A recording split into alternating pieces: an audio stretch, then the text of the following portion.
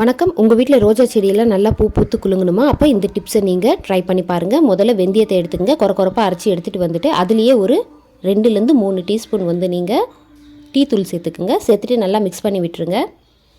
இப்போ ரோஜா செடியில் இருக்க இந்த தேவையில்லாததெல்லாம் இருக்குது இல்லைங்களா, இதெல்லாம் எடுத்துருங்க. எடுத்துகிட்டு இந்த மண்ணை நல்லா கிளறி கொடுங்க.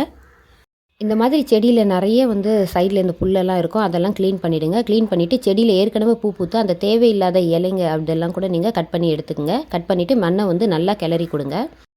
ரோஜா செடிக்கு இந்த மாதிரி மண்ணெல்லாம் சாஃப்டாக இருந்தால் தான் தண்ணி உங்களுக்கு நல்லா உள்ளே போகும். இப்போ நான் எல்லா மண்ணையும் இந்த மாதிரி கிளறி கொடுத்துட்டேன். இப்போ நம்ம அரைச்சி வச்சுருக்கோம் இல்லைங்களா, அந்த பவுடரை இதில் சேர்த்துக்கலாம்.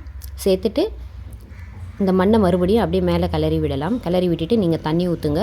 ரோஜா செடியில் சீக்கிரமாக புதிய தளிர்கள்லாம் விட்டு பூ பூக்கிறத நீங்கள் பார்க்கலாம். நீங்களும் உங்கள் வீட்டில் கண்டிப்பாக இதை ட்ரை பண்ணி பாருங்கள். இந்த வீடியோ உங்களுக்கு பிடிச்சிருந்ததுன்னா லைக் பண்ணுங்கள். மீண்டும் அடுத்த வீடியோவில் சந்திக்கலாம். நன்றி.